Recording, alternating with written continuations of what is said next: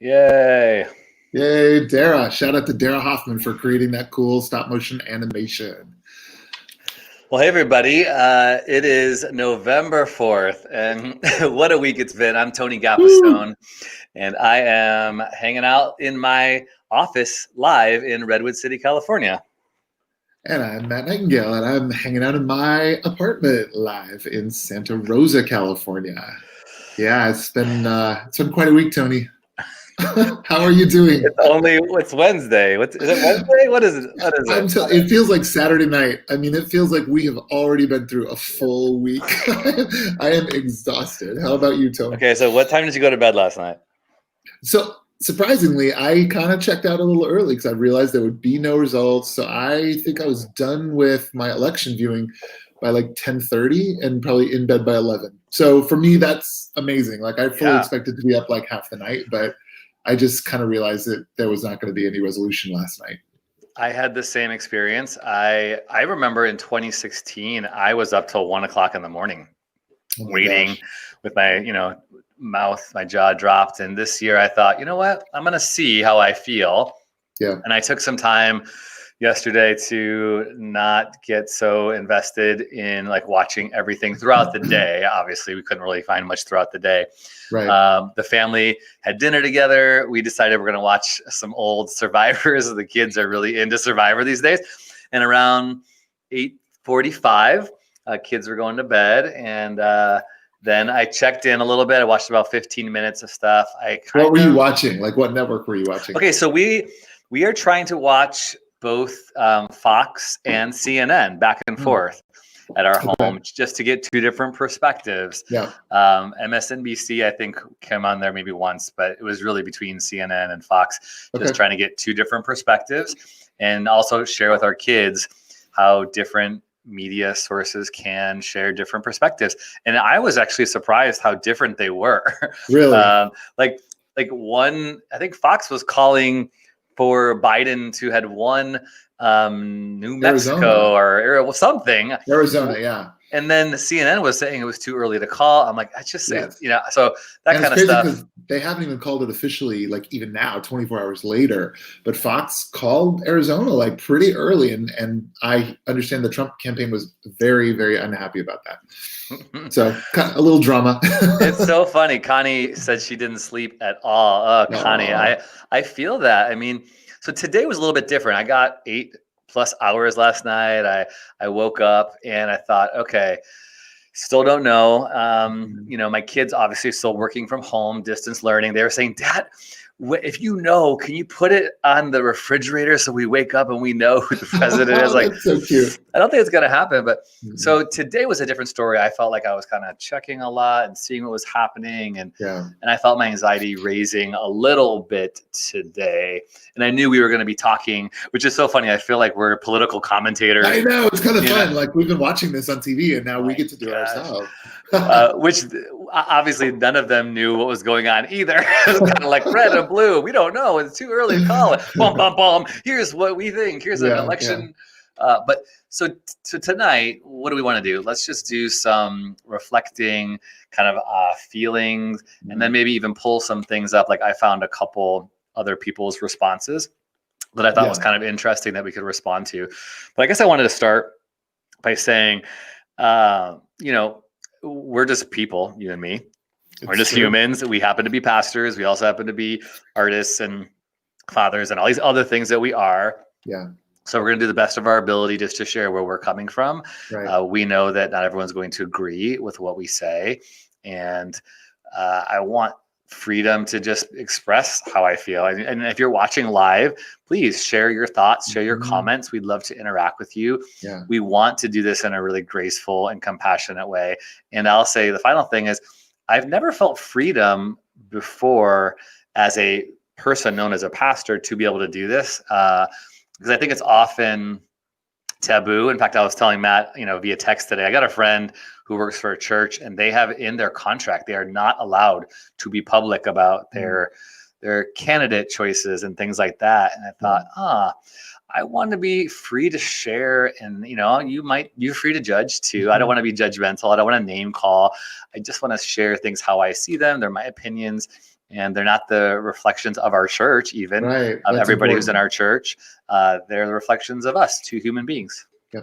Yeah, I was going to say that too. Like, as a 501c3, we cannot have like an official church position on any politics. It's just not permissible for us. And so every time Tony and I, as individual people, are talking about politics, it's really important to keep that distinction, that we are individual people who are voting our conscience and who are talking about like how we understand the world to be, and politics and God. And we say it when we preach and teach. We could get it wrong, right? This is who we are right now. This is what we believe to be true about reality. We're doing the best we can to articulate that. But it's really important to know that like this is not the Quest official political position, because there is no Quest official political position. Thank you for that. True that. Kate says, hey guys, last night was terrifying, but it makes my day today so much more exciting.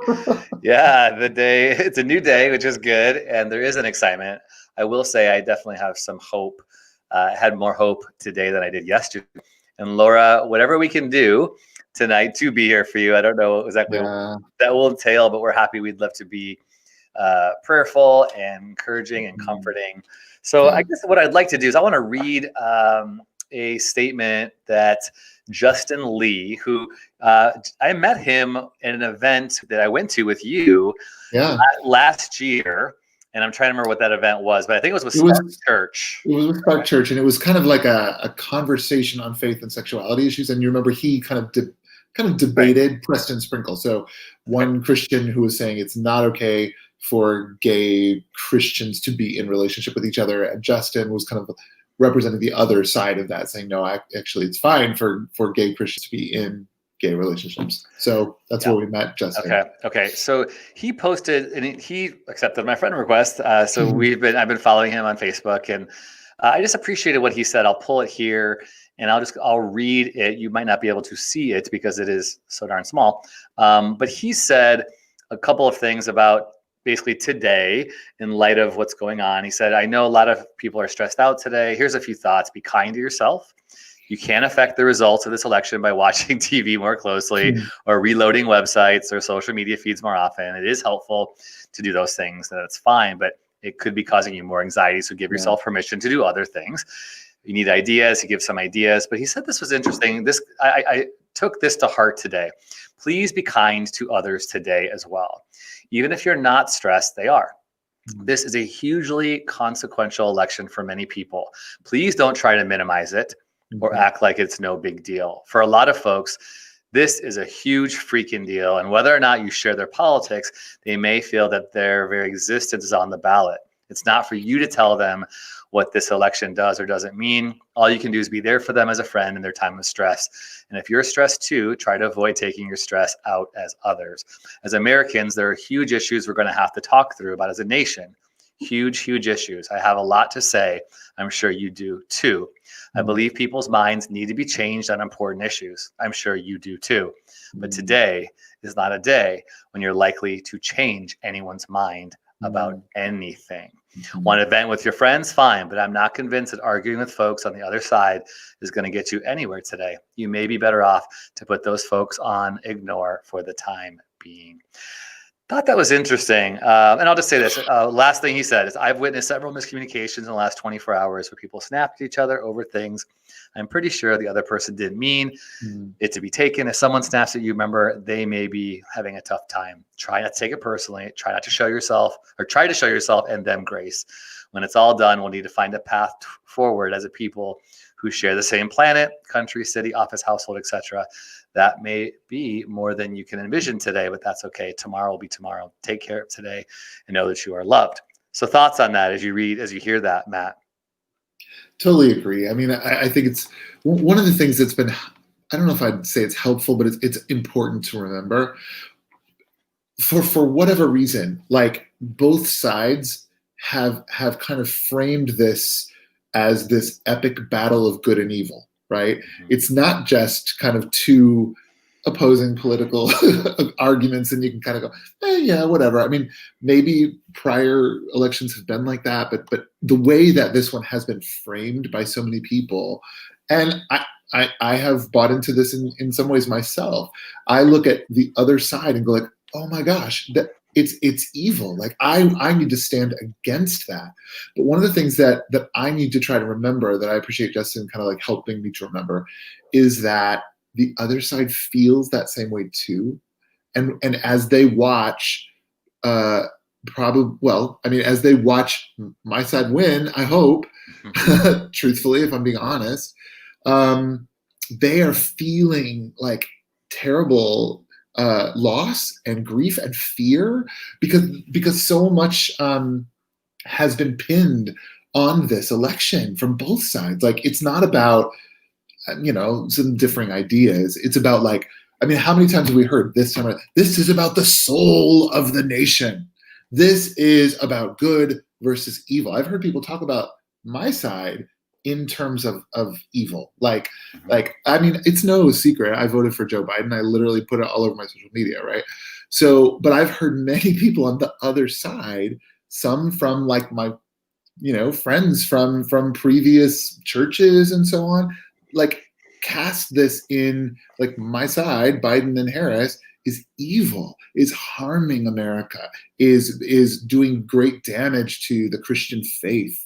Like I was on Twitter earlier tonight, and there's a prominent like evangelical Twitter guy, and he was doing this kind of prayer and fasting and inviting people into prayer services on Zoom, because he's saying if Biden wins, our country will be lost. He's putting it in these stark terms. And then there's a Twitter account called Right Wing Watch, where they kind of like highlight some of the more kind of kooky things maybe.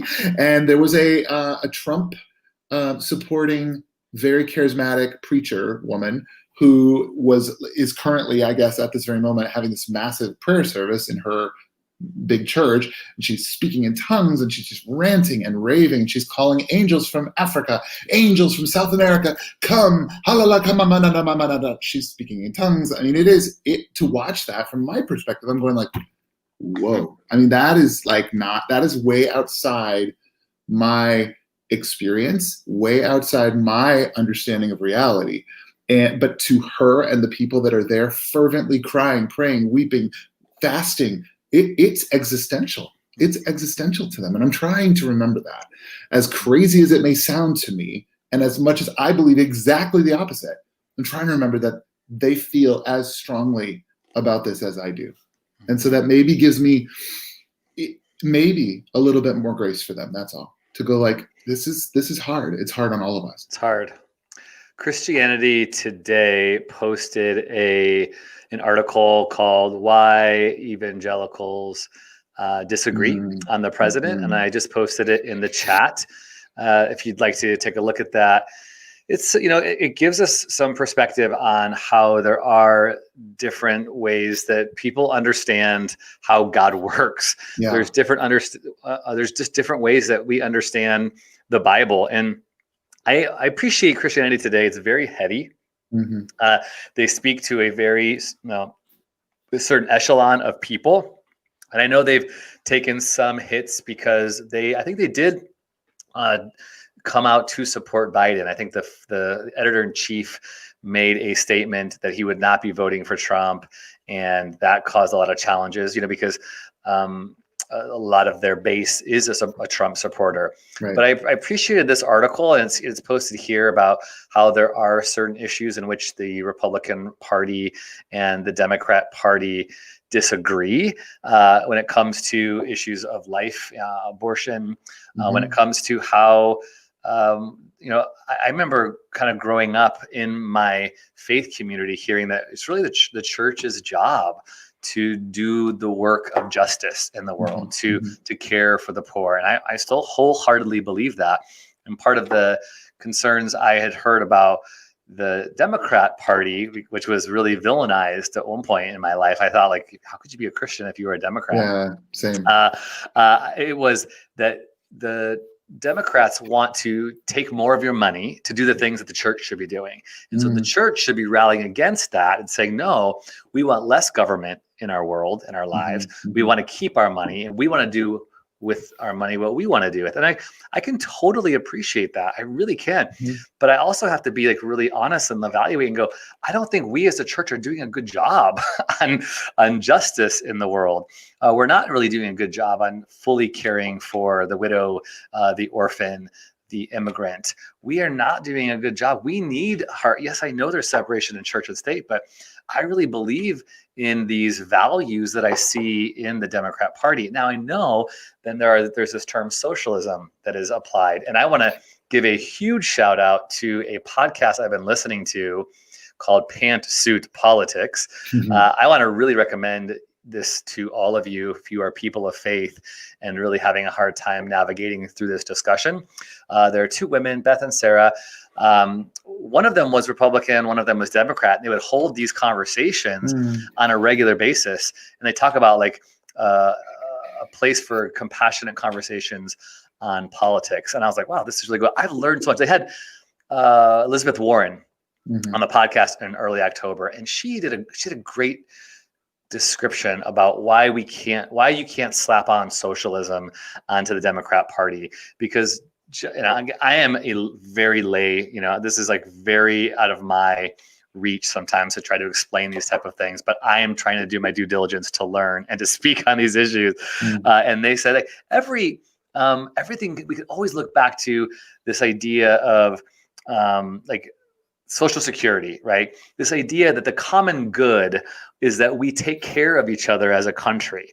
And that I think was started by the Republican Party. And we don't slap those things on that term on the Republican Party, social security, because at one point that was a good thing that we as a country said, like, this is something that we look into our future and go, if we're going to survive as a people, we need to do these type of things. And so when I think about the government invitation, like the policies that are trying to help us, whether it comes to healthcare or education, I go, I'm not worried. In fact, I'm for, as a person of faith, I'm for this partnership with our leaders who I expect to have integrity and to be leading with truth. I'm for their involvement in our cities, in our states, in our country, because we need it. The church, I would say, needs it to a healthy degree. I know. What do you think about that, Matt? Yeah, wow. I mean, there's so much to talk about, right? But yeah, socialism as like a scare word gets slapped on the Democrats a lot from the opposing side.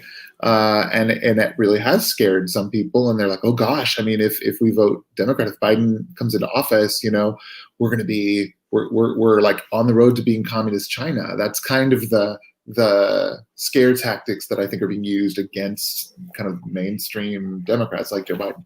And yeah, I'm frankly myself not really worried about that.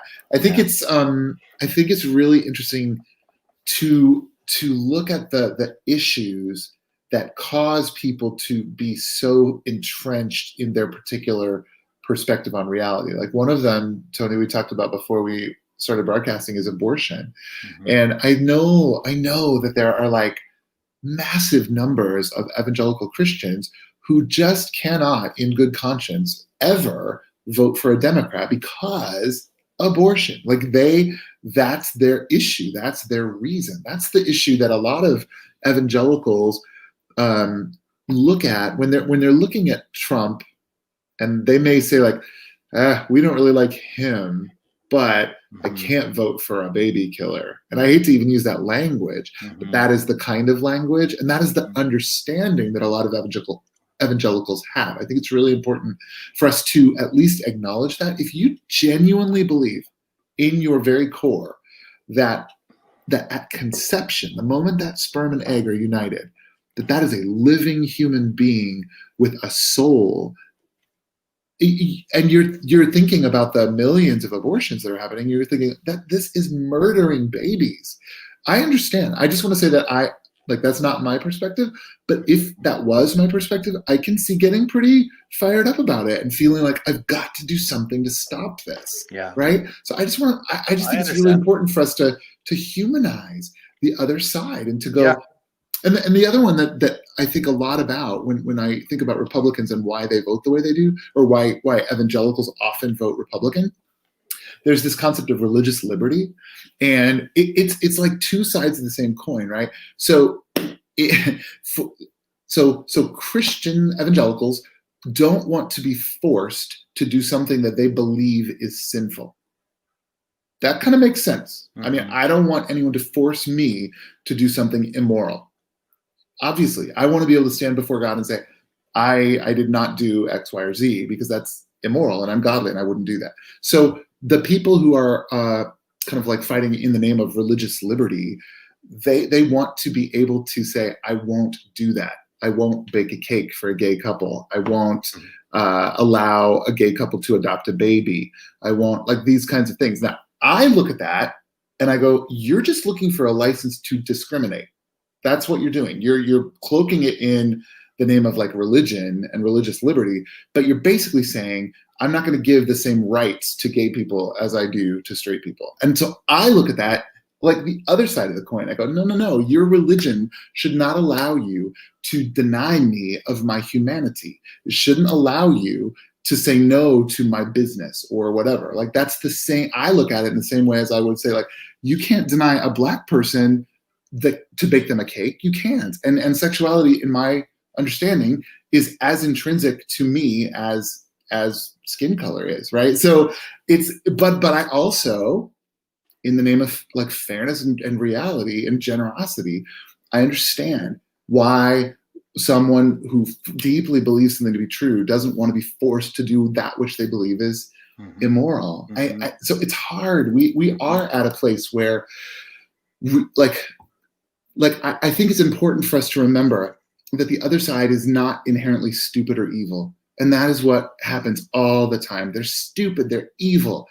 No, they're actually looking at this from a different perspective than we are. And they are living according to their understanding of reality. I think it's really important. Doesn't mean we don't believe what we believe, fight for what we believe to be true, try to change minds and hearts. But I think to extend the benefit of the doubt toward people, it's really the only way we're ever going to have any kind of constructive dialogue. I realize I've gone far away from what you were talking about earlier, but it's really important. I'm hearing that, and I want to make a comment. A couple things. I have a very personal story of abortion because my mom told me when I was 21 that she had planned on aborting me. She was in an abortion clinic when she was young, unmarried and pregnant, and she had borrowed $400 to do it. And I never really had a thought about abortion, in my 21 years of life until she told me that. I'm like, wow, I'm glad I was not aborted, right? So I understand, and I grew up in my faith hearing about that issue, and I value life. I value life from the cradle to the grave, from conception. I do. I look at that and go, that is an important issue. At the same time, I have a hard time with people of faith who don't acknowledge that you carry that value and still attach it to a leader who is intrinsically communicating bigotry and racism in policies and beyond, because that one issue is the most important thing to you. That's where I go, that compromise of saying, by the way, Kate, I see you. She corrected me. I guess I was wrong. Roosevelt, Democrat, started Social Security, so my bad on that. Well, I'm glad he did.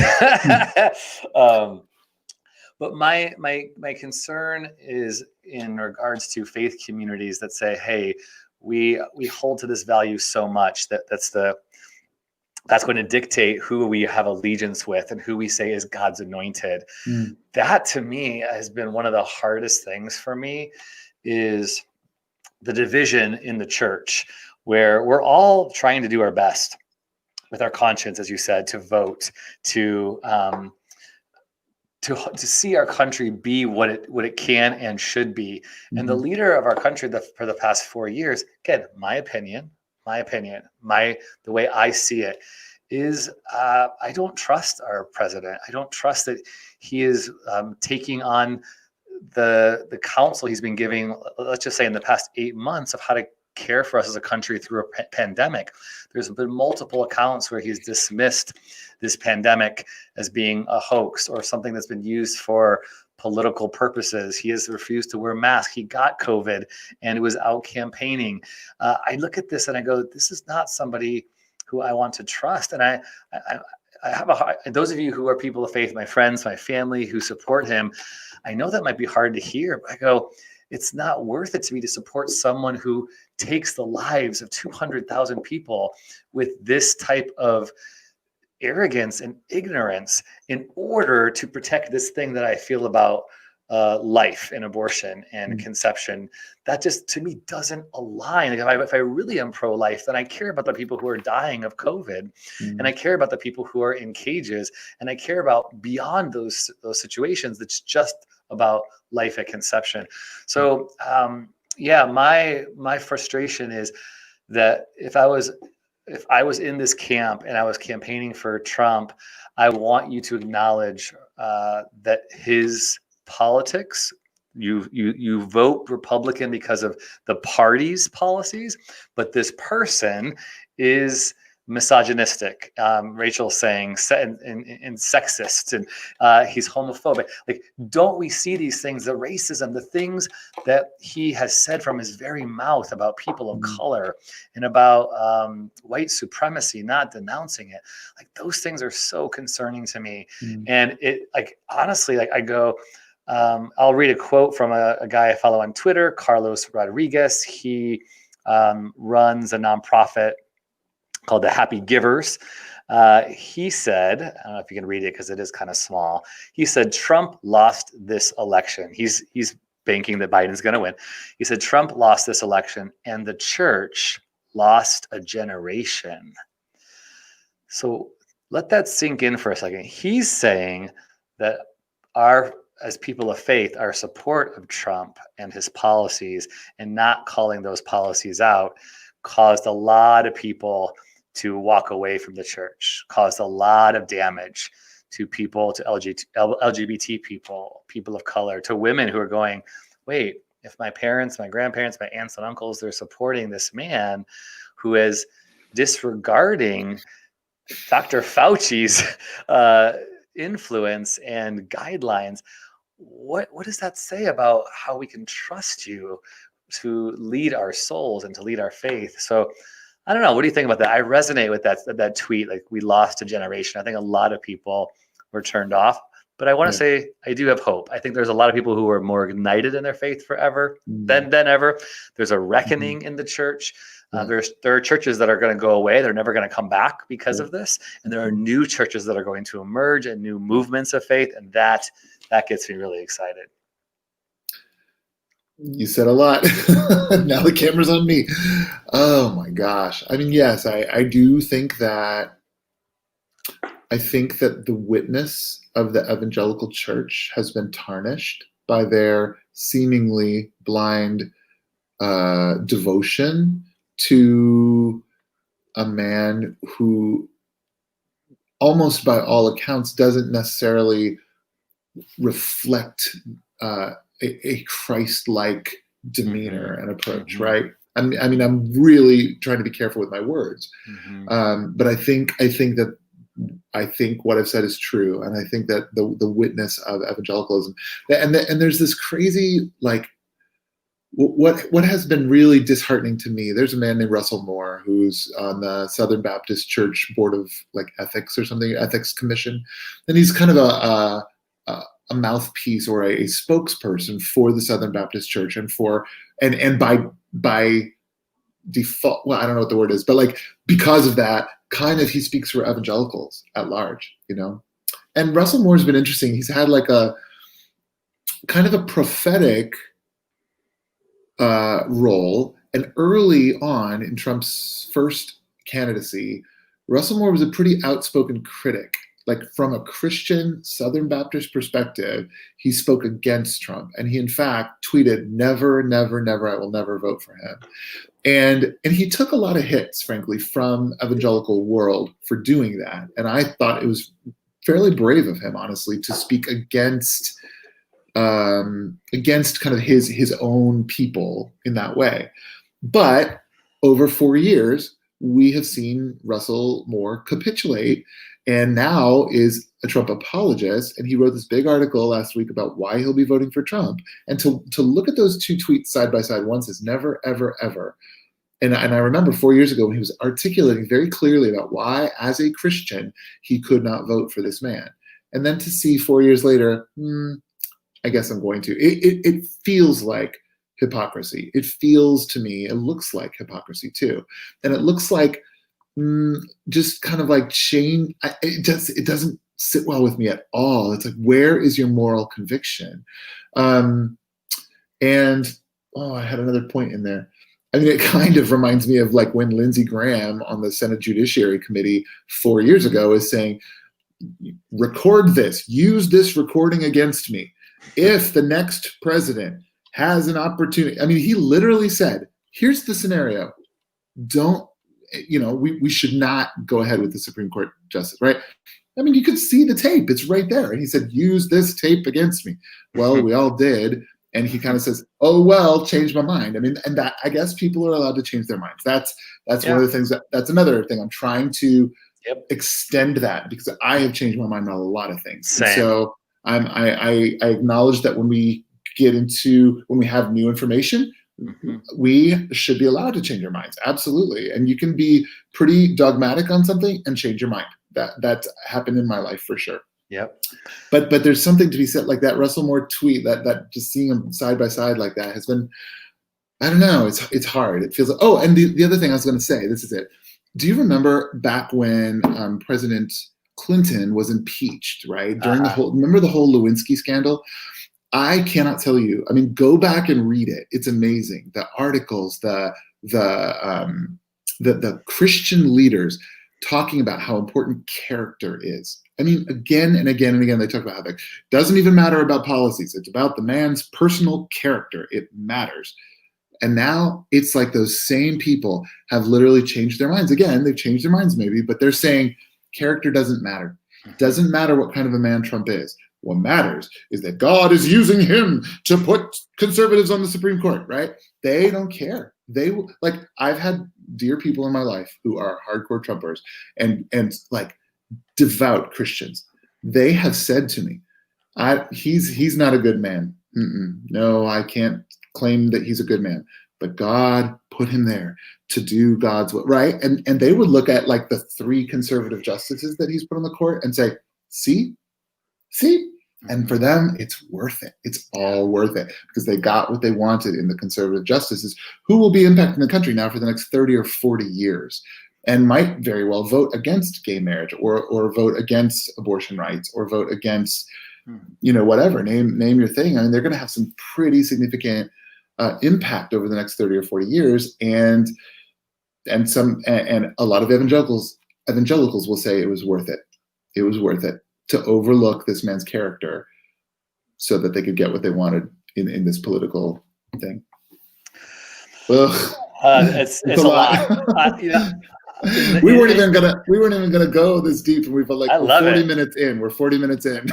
in my head, the phrase like I just want to follow Jesus is in my head, and I've used that phrase in the past to kind of excuse myself from political conversations or even put myself above them. Like I am not going to be political. I am just going to follow Jesus. And let me say real quick before I dive into that phrases. Just like phrases like God is on the throne. Phrases God is in control. Phrases like God is in control. And I am guilty of this because God will work everything out. I say that. My wife is like, that's like the worst thing you could say is that everything's going to work out. My thing is all will be well. I say it a lot. I write it a lot. I deeply believe it, but I can see how like this can be like spiritual bypassing, right? Totally. Is that what you were going to say? Yeah. It's just, it's not a helpful thing to say to anyone right now. I know I have good intentions when I say God's going to work it Right. out. It's all going to work it out, but it's not helpful. And I wonder too, even as I say, I really just want to follow Jesus, I have kind of reclaimed that as I need to be political. Jesus, this is how I see it. Again, I could be wrong. Jesus was political. Jesus turned over tables when there was greed and manipulation happening, when there was a misuse and abuse of power. Power is at stake here. Power is a huge part of what I think is driving some of these problems that we're experiencing. Is who obviously somebody wants to be in power, who has power, who doesn't have power. And as a follower of Jesus, we have to be active in this. I have to take interest in this. I have to vote. I have to talk about candidates and promote policies and encourage people to vote, because that's how I live out my faith. That's how I feel like I can be a worshiper. Now, somebody else can totally say their following of Jesus is leading them into a contemplative space to be off social media. And believe me, I envy that. If you're not able to be on social media, like I feel like my job requires me, otherwise I can't pay my bills. So I totally value the Jesus follower who says, I'm going to vote. I'm not going to vote. I get that. Although I think it's a bad choice. I really do. I get the person who says I'm going to vote third party. I do. But I go, in this space, we there's no room for that. Again, my opinion. I think we've got to be active because people's futures are a part of this. Kate said this. I want to pull it out. It's because we value lives that we understand sometimes people need to be able to make the painful decision to end a pregnancy.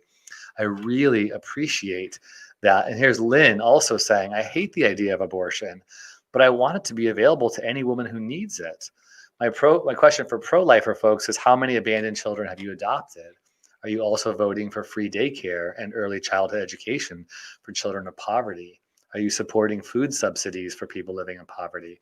Are you funding excellent public education, especially in high poverty neighborhoods? Are you supporting free college for children of poverty, if financial support for? So, right, all these questions are super important. That's why I think we can't just say, hey, this is my stance, and I'm going to vote on it, and I'm going to rant about it, and not do anything to back it up with our actions. And I want to say, like, I think this is an important point. We like to imagine there's this myth that somehow you can compartmentalize your life. Like, so I've got I so many times I've heard people keep politics out of the church. Well, I don't know how to. I don't like it's like this idea that there's like I as a human being have a political life, a social life, a spiritual life, a work life, and a family life. That's ridiculous. I cannot separate myself out into 5 different lives. I can't. I am one life, and everything is spiritual, and everything is political, and everything relates to my family, and everything relates to, it's like, in fact, I urge people to integrate. I think that is one of our big, callings as human beings, is to integrate all of these disparate pieces of our lives that we have tried to keep separate, and say, no, God is God of all of it. God is God of public policy, and God is God of the church, and God is God of my family, and God is God of all of these, right? It's all one fabric woven together. I deeply believe that. And that's kind of a change for me over many years. But I've come to just go, like Rob Bell has a book I love. It's called Everything is Spiritual. It is. Everything is spiritual. And I would go so far as to say everything's political too, because politics is simply the working out of my values. That's what it is. Our values as a society. Everything's political. There's no way to take away politics. That's really good. Brian Malone says the very phrase people of faith creates a duality that doesn't inherently exist. We're one absolute unified field of conscious awareness. I love Brian. Always can count on you, Brian. Always. The mind divides as it separates itself from another heart of unconditional love, all-inclusive. Jesus recognized our inherent yes. And at the same time, though, we live in this space in which we understand that we have groups and collectives, and we have tribes. We're a tribal people, Native American tribes, right, in which this country was, stolen and robbed. The people who originally were here, right? This idea, I think, is still true of who we are today. So we've got, this idea of we see the world with the techies and the whatever, however you want to say it.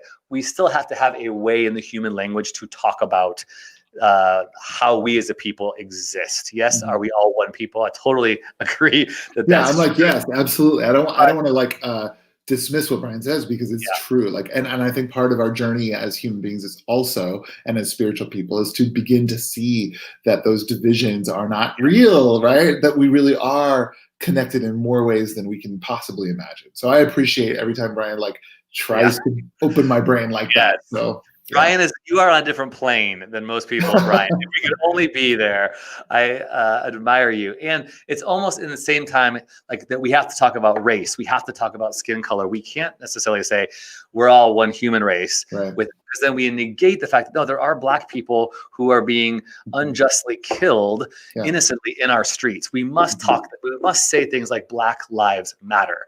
That is important. Because we need to see color. So in the same way, when I talk about people of faith, I'm trying to talk about how there are groups of us, people who we practice our faith in a very specific way. There are people who don't practice faith, who would say, I don't, pray, I don't worship. That's fine. I bless you. And I would still say I'm one with you. We're part of the human race together. And I would still say there's a connection and a greater good happening in the universe. But I'm talking about people who practice the faith, who make decisions in their life based on a scripture or a holy text. That is a lot, I think, of what is happening with this conversation around values and politics and how people vote, and how there is a lot of disunity in the church, in Christianity, in the evangelical community. That's what I mean when I say that. So that's a very long explanation. What's Veronica saying?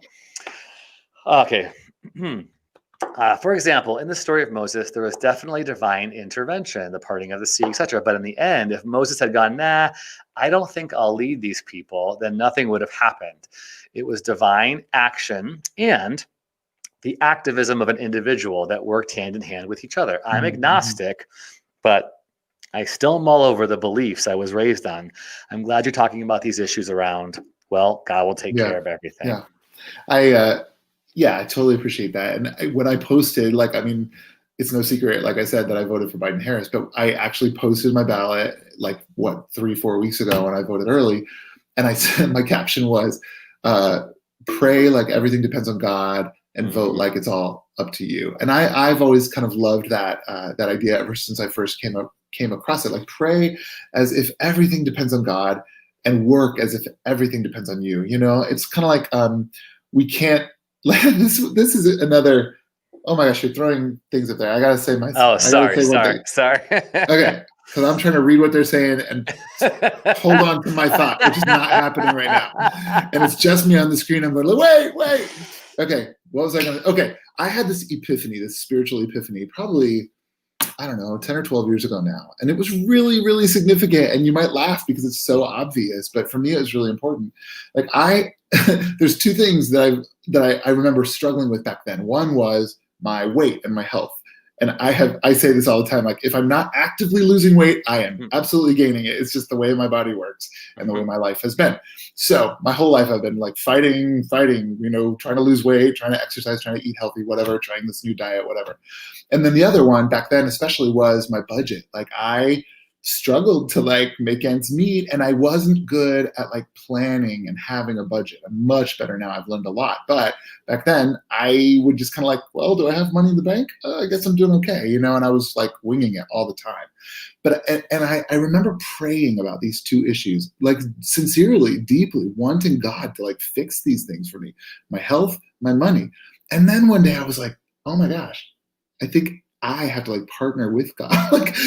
Maybe God is going to answer my prayer by me learning about budgeting and starting to apply it to my life. And that was it sounds so basic and obvious, but it was really this pivotal moment where I was realizing that I also have to be a part of the solution. Yes, I can ask God for help with my budget, but if I'm not keeping track of my spending, if I don't have a plan, I can pray all I want, and I'm not going to see any good results. So I think that's just another piece of this conversation, right? Yes, I pray, God, please, your will be done. But what does that mean? I still have decisions to make in this life. I still have people to vote for. I still have policies to enact or whatever. we have to be active. We have to ascertain and discern what we believe to be true about the will of God, and then act in that direction. We have to. Mm-hmm. And so for whatever happens tonight, tomorrow, with whatever decision happens, with wherever you were hoping for, I guess the next question I have is, how do we move forward with our response toward the decision, whether we're happy with it or not? I think there is something to be said about how we can get better as humans at like using our language to say, you know what, I'm really frustrated with how this ended up. I'm really frustrated that some people thought this was God's will, or that got a point.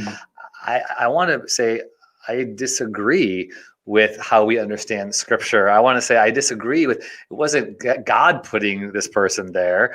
I think it was us putting this person there. God giving us free will to be able to use, as you said, to use our mind, to use our heart, to go with our gut and how we understand how the world can be better. I'm like, in where I am too, I think a lot of it comes down to how we view the Bible, how we understand this. Is something we talk a lot about as our church. I know there are people who are watching this because I put it live on my Facebook, who are not a part of the quest. And I love, Veronica, that you said you're agnostic, and I love it.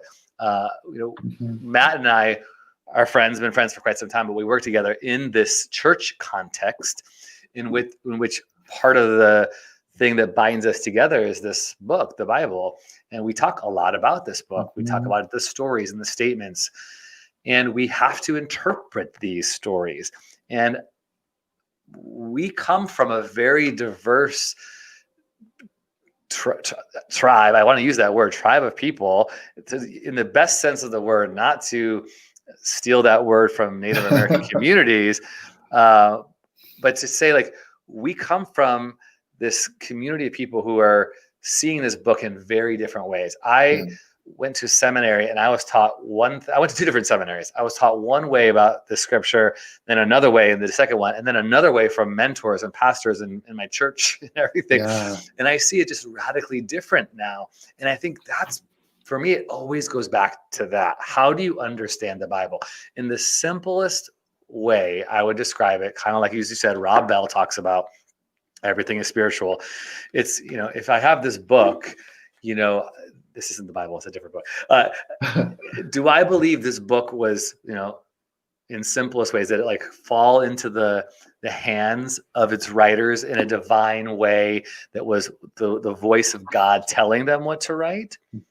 Or did this book originate by human beings doing the best that they could to witness and make sense of the world around them in spiritual ways, in this divine form, and wrote it down in that way? So two different ways. For me, it's the second, it's the latter, that this book that I love is people that were just like me, no different. Saints are just any ordinary person can be a saint. It's not like it was this divine thing. Again, this is how I see it, and I could be wrong. So that, therefore, when I look at scriptures like that talk about sex, or that talk about government, when it talk about money, when it talk whatever it talks about, I don't have to say, well, God said that, and therefore it is. I can look at it and say, this is how they understood family. This is how they understood patriarchy. This is how they understood how households should be run. And things have changed, and they were off, and this was harmful. And now I see it differently, and this is how I interpret it, and I am really fine with that. For me, it feels like the healthier way to approach my faith, how I express my faith, how I participate in the global community of God. And frankly, let me pull up this picture. I talk about him all the time. The naked pastor, don't be alarmed, is one of my favorite theologians and pastors, David Hayward. He continually draws these, and I encourage you to follow him. I'll post his link in the chat. He's continually making these little cartoons about faith and life and the world and politics. And he's got this recent one about this guy who's got some pieces missing and says, I'm leaving your church and I'd like my pieces back. I commented on this going, I feel like I'm putting myself back together. I am relearning my faith because a lot of it, I didn't have a choice. I kind of just inherited some of these things, and I took it at face value from good intentioned people that I love, I'm grateful we for. all did. We all Yeah. did, right?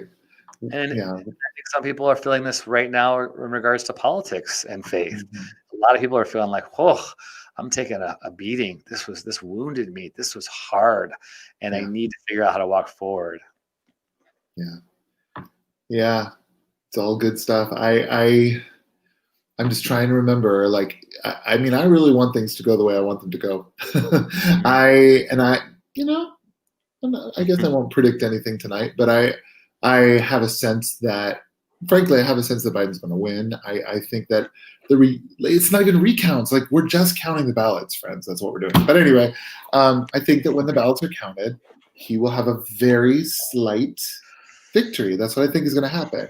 But as relieved as I will feel about that, I want to remember that there are going to be some who are devastated by that, who really are afraid because of that, and have a lot of anxiety come up in them, and are fearful for their country, fearful for their families, fearful for their faith. I mean, I think from my perspective, of course, again, remember this, I think a lot of those fear that does not need to be. Like, I mean, Trump has said, frankly, kind of crazy things like, if Joe Biden is elected, there will be no God. He said that. I will show you the quote if you need it. It's just not true. It's frankly ridiculous. Find that quote. We need to show it. Post I will. Well, tweet me. Okay, but I mean, it was a campaign rally. It was September 19th, 2020. Go look it up. He said, there will be no, and of course people can explain this away by saying he was being funny or flippant or whatever. He said, there will be no oil, there will be no God, there will be no guns if Joe Biden is elected. Those three things: oil, guns, and God, which I kind of find fascinating. I'm not quite sure they're all in the same category, but I mean, but whatever. Those kinds of, like, there are some who deeply believe that, and so that would be scary for them. I understand. I am not, frankly, fearful that God is going to be eliminated when Biden is elected president, but I think some have fears like that, and I don't mean to ridicule it because fear is a real thing, and if that's what you're afraid of, then that's what you're afraid of. We could talk forever about this, but I want to hear what we're about to say, but also we should talk about COVID and about the church and about what's coming up, because it's been hard, you guys. It's been so hard. How many months are we into this now? 7 months, I think, 8 months almost. And it's been fun being back in the building with the band for the last couple of weeks. That's been awesome. You'll see more recordings of band songs this coming week, and then we're recording some more on Tuesday night. So it's exciting. But I know that a lot of people want to be together to worship, and we are here to tell you, guess what? We're going to. This is the first announcement of this. I think I'm going to say it. True. December 13th, Sunday, December 13th, we'll have our very first in the building worship service. Please come and join us. We will wear your mask. We will wear our masks. We'll be careful. We'll do the things that are recommended to us by health officials. And also, we'll be there. And I think it's going to be really wonderful. So you can plan on the 13th, we're going to be there in the building. The 20th of December, we're going to be in the building. And then Christmas Eve, we're going to have Christmas Eve services in the building. So we're telling you that now. We're talking about Christmas Eve already, people. Yeah, because it's coming fast, Tony. If we're talking about Christmas Eve, that means the end of the year is coming. And somehow we think the end of the year is going to make it all better. But just don't get all your eggs in all the baskets yet. We're trying this out. We're gonna still have our services, our gatherings online. Yes. So those of you who are at other places, we are excited to still find ways to connect with you. I like being a digital pastor. This is fun. Yeah. So I've enjoyed it too. We still want to find ways to do this. And so December 13th, we are going to be 10 a.m. in the building. We might be having something. So just stay tuned. We might be having something beforehand online. So because I did talk to somebody today who lives in Novato, California, that said they weren't sure they would be coming for a while. And I totally get that. Yep. I'm a little concerned too. By the way, I'm going to post in the chat here, Pantsuits Politics is that podcast I was listening to. And They were talking about how the most COVID spreading is happening in our social gatherings that happen indoors. It's not happening in work. It's really not happening in schools. Right. Those of you who have schools, because they're just being so diligent about cleaning and sanitizing and washing hands and 6 feet apart. I can testify to that. That's you're a teacher. I'm teaching every day with kids in person, and as is my wife, a teacher incredibly, too. Incredibly diligent. Yeah. It's spreading the most when we get careless inside during our social gatherings. So please, please, please, Pantsuit Politics just talked about this with research. Be aware as we go into the holiday gatherings. It's when we let our guard down. It's when we have our Thanksgiving meal. I know that's really, really hard. I know. If you're going to meet up with family, quarantine for 2 weeks, take a test. Be really diligent. We are still seeing lives being impacted. And I don't want to live like this forever. I want, obviously we need a vaccine, but we need to find ways to do it. We need to help our businesses, the businesses that have outside seating. It's great.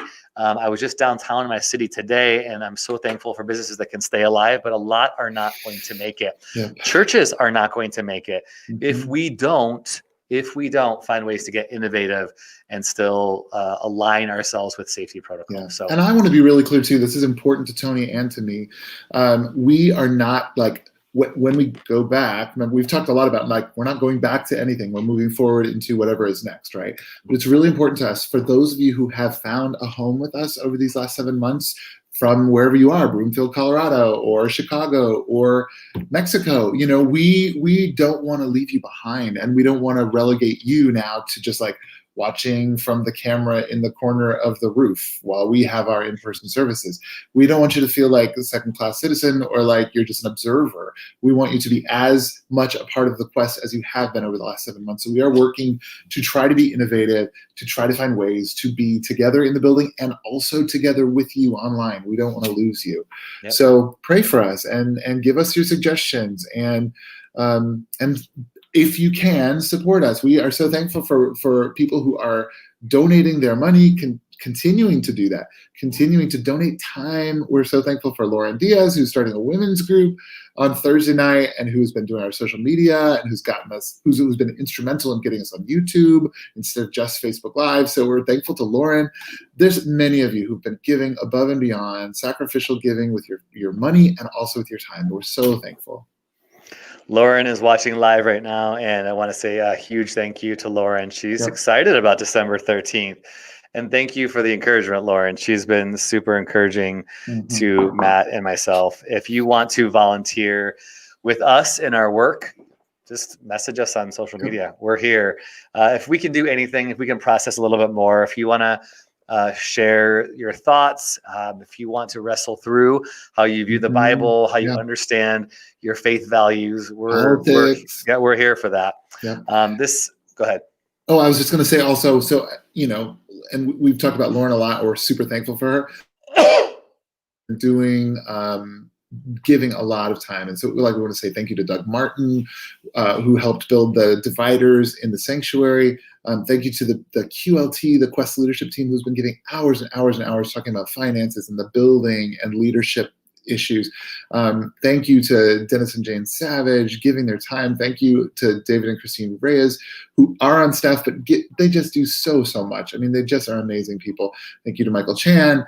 Tons of people. We just want to acknowledge all of you who've been giving so much over these last 7 months. We just could not be where we are without you. Anyone else I've forgotten, Tony, that you want to mention? That was a great speech. Thank you. And thank you to the Academy. Yes. Well, hey, this was good. I don't even know. I mean, I don't know how many people actually watched, but thanks. It was good for me to talk with you, but thanks for everybody who was, I'm just looking at some of the comments. I'm sorry, I didn't get a chance to pull in. So hi, Becky. Thanks for saying hi, and other people who chimed in. Kate, this was really great to see you. Appreciate your love and support.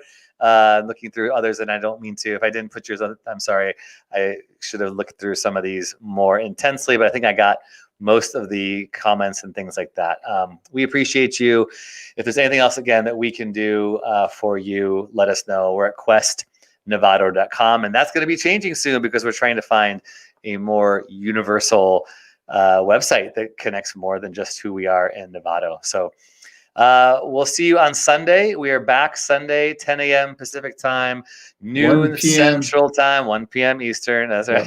On YouTube and Facebook Live. That's right. Yeah. And yeah, if you have any comments, you know where to find us. We appreciate you.